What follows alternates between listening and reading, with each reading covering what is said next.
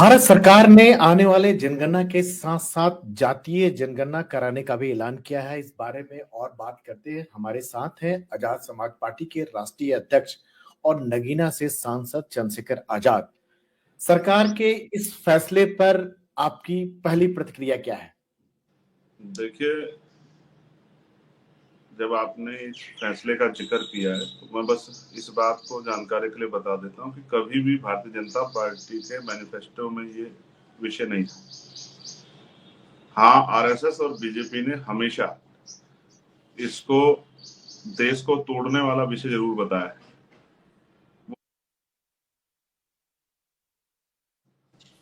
लगातार हमारी पार्टी, हमारा संगठन इसकी मांग कर रहा था और मैंने जब राष्ट्रपति भाषण में अपनी बात की शुरुआत की थी तो जातिगत जनगणना को होना चाहिए, ये मांग की थी। दिल्ली में जो एक बड़ा आंदोलन बुलाया, जो आप मीडिया के साथी ने कवरेज किया था इंदिरा गांधी स्टेडियम में, उसमें भी हमारी फर्स्ट प्रायोरिटी मांग यही थी, प्रथम मांग यही थी। और जब उत्तर प्रदेश में हम समीक्षा आंदोलन हमने शुरू किए हैं, मीटिंग शुरू की है, उसमें भी हमारी फर्स्ट मांग यही कि जातीय जनगणना होनी चाहिए और उसके आर्थिक आंकड़े भी जारी होने चाहिए। तो मैं सरकार के किसी भी कदम को, क्योंकि घोषणा करना और उसको इम्प्लीमेंट करना, इन दोनों में फर्क है। तो जब ये हो जाएगी, क्योंकि जहां तक मुझे आइडिया है, अभी तो ये भी नहीं बताया गया कि उसमें क्या क्या टेबल होंगे, किन किन चीजों को उसमें रखा जाएगा, क्या उसमें आर्थिक आंकड़े आएंगे नहीं आएंगे, और ये किस किस जातियों की होगी, सभी जाति, सामान्य जाति की होगी, पिछड़े जातियों की होगी। फिर जैसे 2011 में एक खेल हुआ था कि पहले कहा कि कास्ट सेंसस करा रहे हैं, बाद में उसको जो है सोशियो इकोनॉमिक सर्वे का नाम देके और उसके आंकड़े भी जारी नहीं किए गए थे, जो यूपीए सरकार में होता है। क्या ऐसा होगा? तो अभी ये देखने का विषय है। अभी तो सिर्फ जो है घोषणा की गई। घोषणाएं तो बहुत सारी चीजों की हुई थी। घोषणा तो ये भी हुई थी कि देश जो है विकसित राष्ट्र बन जाएगा, देश जो है हमारी इकोनॉमी जो 5 ट्रिलियन हो जाएगी, बहुत सारी घोषणा होती है। लेकिन धरातल पे सच का तब पता लगेगा कि ऐसा भी हो सकता है, क्योंकि जब ये विषय भारतीय जनता पार्टी का था ही नहीं, तो इसको ये इसी तरह से भी देखा जा रहा है कहीं आने वाले चुनाव के मद्देनजर भी को जोड़कर भी, जैसे बिहार चुनाव के जोड़कर भी तो ये घोषणा नहीं की गई। चंद्रशेखर भाई, जैसा इसलिए मेरा ये शक है, ये मेरी शंका है, मेरी नहीं, बहुत सारे लोगों की शंका है कि ये सिर्फ हो सकता है घोषणा हो, ये ना कराई जाए। और मैं चाहता हूं, मैं सरकार का बहुत बहुत धन्यवाद करूंगा अगर सरकार जिस दिन इसको करा देगी और इसके आंकड़े जारी कर देगी, क्योंकि ये बहुत जरूरी है। जैसे जातिवाद एक बीमारी है, तो जातीय जनगणना उसका एक संपूर्ण इलाज है। जातीय जनगणना होगी तो जानकारी आएंगी तो शायद लोगों को पता रहेगा कि उनको उनकी संख्या क्या है, उनको मिला क्या, किस पे, पाल, प्रजापति, कश्यप, सैनी, मौर्य, शाक्य, बिंद्र, केवट, मल्ला, राजभर पे, जाट, गुजर, यादव, लोधी पे कितने ट्रैक्टर है, कितनी 4 पहियों गाड़ी है, कितनी 2 पहियों गाड़ी है। जैसे और जातियां शेड्यूल कास्ट की, चमार, जाटव, चमार, वाल्मीकि, पासी, धोबी, कोरी, खटीक, धानुक, इनको पता लगेगा कि इनके पास कितनी जो है जमीन है, रहने के योग्य, कृषि योग्य, खेती के योग्य और बिजनेस के योग्य, किस पे कितना व्यापार है, कितना धन संचय, सब कुछ सामने आएगा। सामान्य जातियों पे भी, ब्राह्मण, क्षत्रिय, वैश्यों पे किस तरह की स्थिति है, उनकी सोशियो इकोनॉमिक, ये सामने आएगा। इसलिए इसका होना बहुत जरूरी है। जैसा आपने कहा कि जैसे शुरू में लग रहा था कि सरकार जातीय जनगणना के फिलहाल पक्ष में नहीं है, फिर अचानक ऐसा क्या हुआ कि मन बदल गया, सरकार का ऐलान हो गया? आप ये समझिए भाई राजीव जी कि देश तो कुछ और मांग कर रहा था कि कैबिनेट की मीटिंग होगी और उसमें कोई बड़ा फैसला, क्योंकि पहलगांव के जो जख्म है वो सूखे नहीं। अभी पहलगांव के जो जख्म है उसमें खून के आंसू देश रो रहा है। तो अचानक से ये जिसकी कोई चर्चा नहीं थी, इसको लेके आना, तो ये भी लोगों का शक है, शंका है कि भी इस तरह की तो चर्चा थी नहीं। देश तो पहलगांव में इतना बड़ा हमला हुआ, सिक्योरिटी लैप्स हुआ, कैसे आतंकवादी आए, कैसे हमला कर दिया, कैसे चले गए बिना जो है उसके क्या नाम मुठभेड़ के, चुपचाप क्या हो रहा है, देश की निगाह तो इस पे थी। लेकिन अचानक ये फैसला आने से तो इसको जो है उस तरह से भी देखा नहीं जा रहा है कि भाई ये बहुत बड़ा फैसला है। हालांकि मैं तो मानता हूँ 1931 के बाद पहली बार अगर पूर्ण कास्ट सेंसस होगा तो इसका एक बहुत बड़ा जो है देश का जो स्ट्रक्चर है, देश का जो इस समय जो दृश्य है, उसका जो है एक जो है अवलोकन करने का, आकलन करने का एक जो है पैमाना सबके सामने आएगा। तो मैं तो इसको बहुत महत्वपूर्ण कदम मानता हूँ, बशर्ते कि ये हो। ये सिर्फ और सिर्फ राजनीतिक स्टंट ना हो। मैं तो केंद्र सरकार से मांग करता हूं कि वो इसकी डेडलाइन निश्चित कर दे कि हम इस डेट से शुरू करेंगे और इस डेट में खत्म करेंगे, क्योंकि डिजिटल भारत है, रिसोर्स की कमी नहीं है, मशीनरी की कमी नहीं है। तो जब किसी चीज की कमी नहीं है तो एक डेडलाइन तय करके, जैसे हम तैयार करते हैं कि भाई ये जो प्रोजेक्ट है इतने दिन में पूरा करेंगे प्रोजेक्ट, तो अगर ये भी हो जाता। और अभी तो बहुत सारी चीजें जो पाइपलाइन में जो सामने नहीं आई है कि उसमें किस किस को रखेंगे, दोबारा से SC/ST का ही कराएंगे या पिछड़े वर्ग की जातियों का भी गणना होगी, सामान्य जाति की भी गणना होगी, क्योंकि सामान्य जाति के मन में भी शंका है। वो अपने आप कहते हैं कि भाई हमारी आबादी इतनी है और हम पे रिसोर्स कम है, वो उसके लिए आंदोलन भी करते हैं। इसके कारण उनको WS भी मिला है, इकोनॉमिक वीकर सेक्शन के आधार पर रिप्रेजेंट 10% आरक्षण का लाभ भी मिल रहा है। तो ये जो है पैमाना सामने आ जाए, ये पता लग जाए कि क्या स्थिति है, देश की आजादी के इतने बाद हम लोग कहाँ खड़े हैं। इसके लिए कास्ट सेंसस बहुत महत्वपूर्ण कदम है। लेकिन चंद्रशेखर भाई, जैसे सरकार ने ऐलान किया, इसकी क्रेडिट लेने का होड़ मच गया। कांग्रेस कह रही है कि उसकी वजह से हुआ है, सपा कह रही है, राजद कह रही है, बीजेपी कह रही है कि नहीं, हमारा ये सिद्धांत फैसला था, हमने कभी जातीय जनगणना का विरोध नहीं किया। सब लोग अपने अपने तरीके से क्रेडिट ले रहे हैं। आप अगर नेताओं के स्टेटमेंट, जैसे RSS के नेताओं के स्टेटमेंट आप उठा के देखोगे तो आपको पता लग जाएगा कब उन्होंने तो हमेशा इसका विरोध किया है। तो RSS के अगेंस्ट जाके भाजपा क्या इसको कर सकती है? और भाजपा के भी बड़े नेताओं ने इवन पोस्टर जारी कर करके कहा कि भाई ये जो है एक इस तरह का, और कांग्रेस के मैनिफेस्टो में भी कभी ये था नहीं। पिछले 5-7 साल को अगर छोड़ दें तो 2011 में जब सेंसस हुआ था उन्होंने तो उसके आंकड़े भी जारी नहीं किए थे, यूपीए सरकार ने। तो मैं फिर ये कहूंगा, मैं बिहार के नेताओं का तो धन्यवाद करूंगा, बिहार के नेताओं का और तमिलनाडु के नेताओं का मैं धन्यवाद करूंगा कि उनकी तो कोशिश थी, उन्होंने तो अपने यहाँ कोशिश की थी और उन्होंने उसके आंकड़े भी जारी किए थे। लेकिन और किसी को क्रेडिट या उससे अच्छा ये है कि अभी क्रेडिट से अच्छा है कि अगर इसको जोड़ लगा के या जो है इसमें भी जो है प्रयास किया जाए कि ये हो जाए, ये सिर्फ एक चुनावी जो है एक घोषणा ना बन के रह जाए। इसके बारे में सब लोगों को सोचना चाहिए।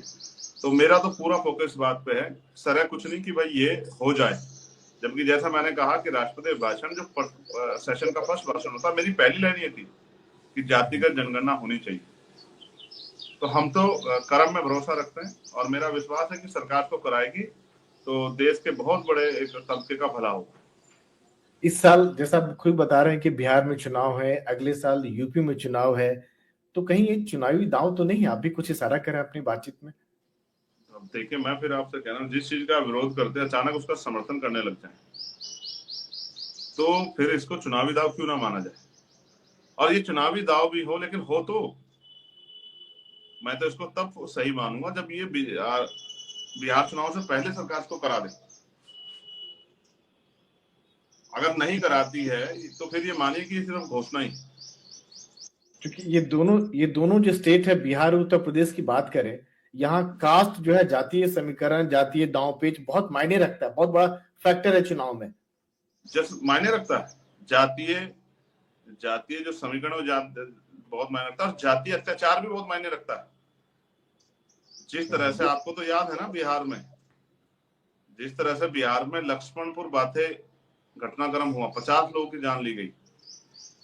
तो जातीय नरसंहार, जातीय अत्याचार भी इन दोनों प्रदेशों में बहुत बड़े पैमाने पर होता है। इसलिए जाति का जनगणना यहाँ के लिए बहुत महत्वपूर्ण विषय है, जो सबको क्लियर हो जाए कि किसकी कितनी संख्या है और उसके पास रिसोर्स कितने हैं। तो आपको क्या लगता है कि जातीय जनगणना से ही सामाजिक राजनीतिक स्तर पर जातियों को विकास का रास्ता भी निकलेगा? बिल्कुल निकलेगा। मैं इसका उदाहरण आपको बताता हूँ, 2 चीजें उदाहरण के तौर पर आपको देता हूँ। पहली बात तो जैसे हम बजट एलोकेटेड करते हैं, सोचिए हमने सामान्य जाति के लिए बजट की घोषणा की, उनके बच्चों को हम लोग जो है स्कॉलरशिप देंगे, जो गरीब बच्चे, और हमने आंकड़ा जुटाया कि उनकी संख्या 1000 है और हमने उनको बजट एलोकेटेड किया 1000 के हिसाब से।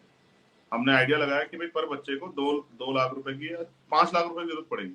तो हमने बजट एस्टिमेट बनाया कि भाई 1000 बच्चे और 5 लाख रुपए बच्चे के हिसाब से, तो इतना पैसा हमें जो है ये तैयार करना और ये हमें इस मद में देना है। लेकिन सोचिए उनकी संख्या ही 5000 हो, तो पूरा स्ट्रक्चर बिगड़ गया ना। जहां 5 लाख रुपए मिलने थे वहां तो 1 लाख रुपए भी नहीं मिल पाएंगे उस हिसाब से, और बहुत सारे बच्चे जो हैं वो इस अवसर से वो दूर हो जाएंगे, उनको इस अवसर का लाभ नहीं मिल पाएगा। तो संख्या अगर हम पे है तो उस संख्या का निर्धारण फिर बजट के आधार पर किया जा सकता है, तो इतने लोगों के साथ धोखा नहीं होगा। जैसे बैकवर्ड की जनसंख्या 52% थी 31 में,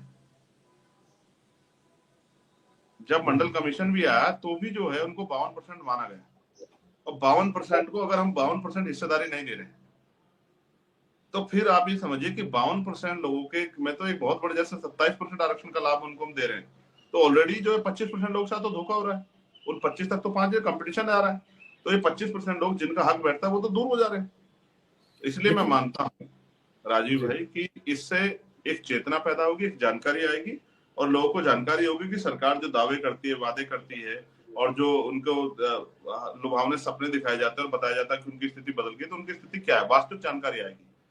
लेकिन यह भी कहा जा रहा है कि एक ट्रांसपेरेंसी आएगी, और फिर जब बजट एलोकेटेड होगा तो वो वर्ग अपने हितों को ध्यान में रखते, अपनी संख्या को ध्यान में रखते हुए सरकार से ये भी जानते हैं सरकार हम पे क्या खर्च कर रही है। लेकिन जैसे कि भाई ये भी कहा जाता है कि कहा जा रहा है कि इससे ओबीसी जातियों का नंबर बढ़ जाएगा, उनकी तादाद बढ़ जाएगी ओबीसी वर्गों का, तो दलितों का हित फिर कैसे सुरक्षित रहेगा? तो मैं कह रहा हूं अगर ओबीसी की संख्या बढ़ जाएगी तो इससे दलितों का क्या जाएगा? आप मुझे बताओ, जब किस आधार पे इस बात को कह रहे हैं कि ओबीसी संख्या बढ़ेगी तो दलितों का नुकसान होगा? आप किस आधार पे कह रहे हैं? क्या आप रिप्रेजेंटेशन के आधार पे कह रहे हैं, आरक्षण के आधार पे कह रहे हैं?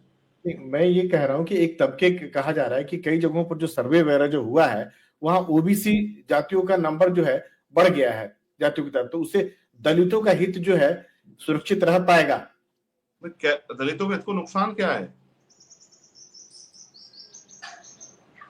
कोई लॉजिक ही नहीं है ये कि भाई अगर ओबीसी, जब यार वास्तविकता में जिनकी जितनी संख्या अगर उसका पता लग जाएगा, इससे दलितों का नुकसान क्या हो जाएगा? दलितों को अपनी जो संख्या उस आधार पर हिस्सेदारी मिलेगी, तो इससे उनका क्या नुकसान होगा? जब 10% आर्थिक आंकड़े कास्ट सेंसस जुटाए बगैर जो है ईडब्ल्यूएस दे दिया गया, तब तो दलितों के नुकसान की चिंता की नहीं। भाई क्या इस देश में कास्ट सेंसस हुआ कि सवर्ण जाति की आबादी 10% है? किस आधार पे दिया गया ईडब्ल्यूएस? अगर इतनी चिंता थी सरकार को तो क्यों किया ईडब्ल्यूएस उन्होंने? बिना आप सोशियो इकोनॉमिक आंकड़े सामान्य जाति के थे, आपने सामान्य जाति से धोखा किया। मैं कहता हूं उनको 15% आरक्षण मिलना चाहिए, क्योंकि उनकी संख्या 15% के आसपास है, आपने 10% किस आधार पर दिया? तो क्या जातीय जनगणना से जो अति पिछड़े हैं, महादलित है, उनका भी भला हो पाएगा सही मायनों में?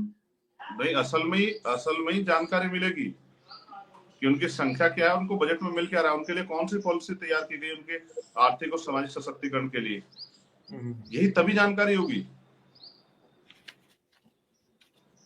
लेकिन एक यह भी है कि जो सुप्रीम कोर्ट का जो ऑलरेडी कह चुका है फैसला है कि सरकारी नौकरी या शिक्षण संस्थानों में आरक्षण का दायरा 50% से ज्यादा नहीं होगा, और इसमें अगर बढ़ता है ओबीसी का अगर संख्या अगर बढ़ता है तो क्या लगता है वो कैप भी हटनी चाहिए फिर तब? नहीं तो आप मुझे बताओ फिर ये 10% आरक्षण देते सुप्रीम कोर्ट के जजों ने फैसला दिया, क्यों नहीं सोचा? Already 22.5% schedule caste schedule tribe को है, 27% जो है वो पिछड़ी जातियों को है, तो 49.5% हो गया, 50% हो गया। तो ऑलरेडी 10% कहां से दिया गया है? क्या ये शेड्यूल कास्ट बैकवर्ड के लोगों का हिस्सा काट के दिया जा रहा है या अलग दिया जा रहा है? जब दिया गया कैप ऑलरेडी खत्म कर दिया सुप्रीम कोर्ट ने। सुप्रीम कोर्ट के मेरे याद है वो जो बैच थी, कॉन्स्टिट्यूशनल बैच, जिसने ऑर्डर किया था कि भाई ये होना चाहिए, डब्ल्यूएस रहना चाहिए, तो जब आपने जो है ये किया था तो आप किस आधार पर सुप्रीम कोर्ट जो है इसको कैपिंग करने के, उसको आगे बढ़ाने की, उसको रोकने की बात करेंगे? और ये 2% ही तो है सरकारी नौकरियां, ये भी तो बताना चाहिए देश को, सुप्रीम कोर्ट को, कि नौकरियां 2% ही तो जिनमें सरकारी हैं। इनमें भी जो है इतना जो है संविदा, ठेकेदारी, लेटरल एंट्री करके वैसे ही जो है दलित पिछड़ों का गला तो काट दिया सरकार ने। इसको कैसे छिपाएंगे? आज एक विभाग में, रेलवे में लाखों नौकरियां उसमें संविदा पे और ठेकेदारी पे, उनमें आरक्षण का लाभ कहाँ मिल रहा है? तो आप ये समझो पहले से ही सरकार जो है चारों तरफ से हमारा गला काट रही है, तो सरकार को हमारी चिंता है कहाँ? लेकिन जो 50% वाली कैप की बात है, क्या लगता है कि नंबर बढ़ेगा तो हटनी चाहिए उसे? नहीं, वो तो हटी गई ना भाई। इतना तो आप मुझे बता दो राजीव जी, जब 10% ईडब्ल्यूएस दिया गया तो वो हटी है, बची है? हाँ, उस ऊपर है ना। हाँ, वो तो ऑलरेडी हट गई है ना, और उसको कैप को होना ही चाहिए। देखिए सरकारी सिस्टम, ये समझिए जो आज के हालात है, जिस थाने में शेड्यूल कास्ट शेड्यूल ट्राइब का व्यक्ति नहीं है, उस थाने से शेड्यूल कास्ट शेड्यूल ट्राइब के व्यक्ति को या पिछड़े वर्ग का व्यक्ति नहीं तो पिछड़े वर्ग के व्यक्ति को न्याय मिलेगा, इसकी उम्मीद करना छोड़ दीजिए, जिस तरह की स्थिति आज। क्योंकि सरकार जिनकी होती है वो उनको बड़े पैमाने पर अधिकारी सरकार के हिसाब से काम करते हैं, तो सरकार अगर कहेगी कि इनको न्याय नहीं देना तो वो न्याय ऑलरेडी नहीं देंगे।